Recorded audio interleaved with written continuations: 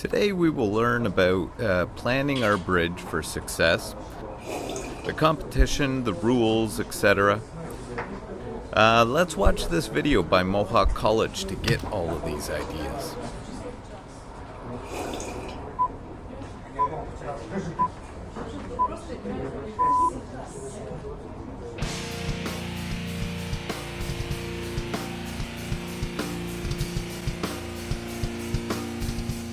Hi there, and welcome to Building and Construction Sciences at Mohawk College and the annual Popsicle Stick Bridge Competition. In this video, I'd like to talk to you about who can enter and how to enter this bridge competition. There's fame and fortune to be won here, so let's get started. Let's talk about the rules. I'm going to go over them quickly here, but inside each one of the bridge kits, you'll find the document containing the rules, and it's absolutely critical that you familiarize yourself with those rules. Firstly, you can only use our materials. Those are the sticks and the glue that come out of the kit. This is one of the most important rules and the one that is usually violated the most. And this means that you can't even use last year's sticks or any sticks from previous competitions. You can only use the sticks that came in the kit that you bought this year. Secondly are the dimensional rules, and once again you'll find them at the bottom of the rule sheet in more detail. But basically they're simple yet critical that you follow. The dimensions are based on basically one popsicle stick. That dimension is 110 millimeters. That dimension is 10 millimeters. Hence, the bridge cannot be any higher than 20 millimeters above the testing jig support. So 2 popsicle sticks in height. Below the testing jig support level, we cannot be any lower than 110 millimeters. So again, 1 popsicle stick in height below the testing jig surface. Thirdly, the bridge cannot be any wider than 1 popsicle stick or 110 millimeters. Once again, these dimensions are maximum. You can use less than those dimensions if you want to, but you may not exceed those dimensions. And if you are building this style of truss that we refer to as an arch or a W shape, it becomes absolutely critical. This dimension between the faces of the test jig is 500 millimeters. And so your bridge, if you choose to build this style, must be able to fit in between the faces of the test jig. If it doesn't, we'll give it back to you and ask you to make it fit.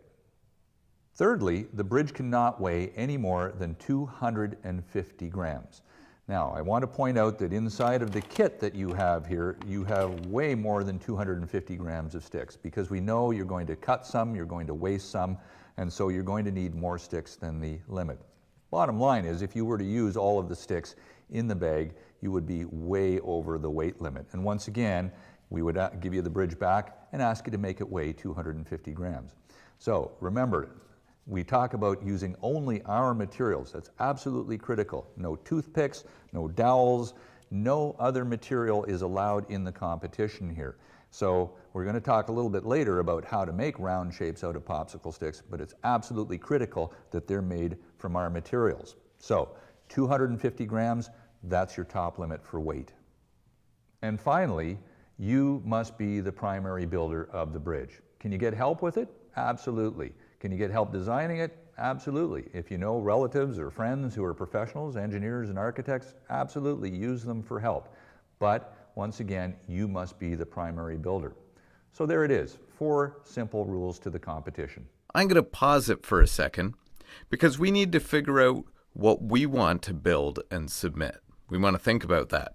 Okay, unpause. So let's talk briefly about what you're going to build.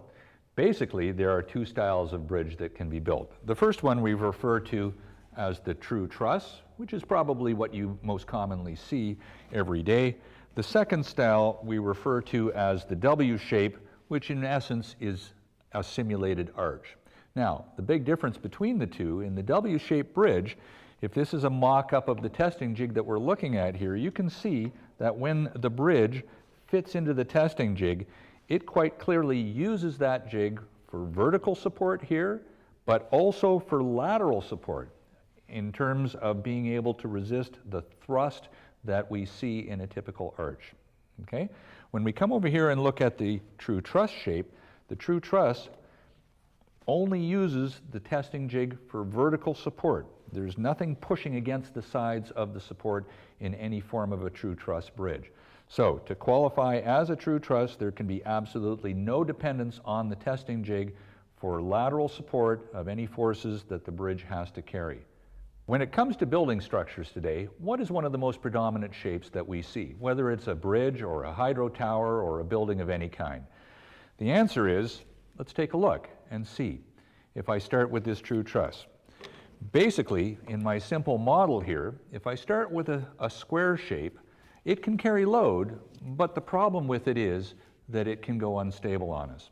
So how do I fix that instability? Because remember, going unstable is counted as failure. How do I stop this instability from happening?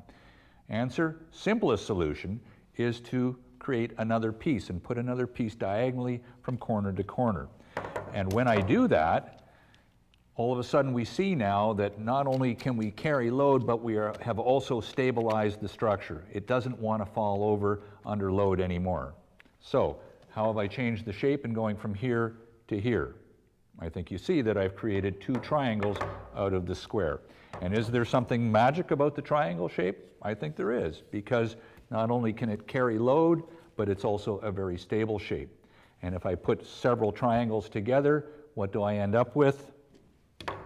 A bridge, a hydro tower, the Burlington Skyway. Go and take a look. It's the triangle shape that you will see will be your friend in this competition. Okay, so at this point we want to start planning what type of bridge we want to make, taking into account all the design specifications of the contest. And then we'll start building it.